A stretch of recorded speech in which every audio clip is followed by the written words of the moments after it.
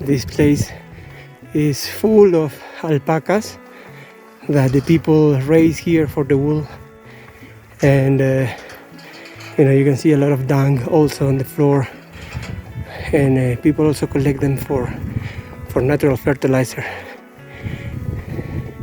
This is a herd of alpacas that we have encountered.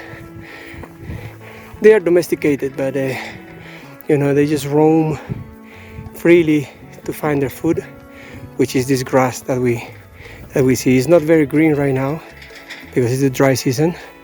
It's the month of September, but still they are very well adapted to live under these conditions and this type of grass. These are the local houses that are here. They don't live here all year round, but these are like the refugees to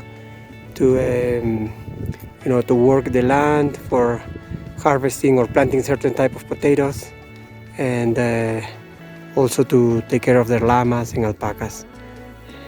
It's very isolated but very peaceful and beautiful place as well.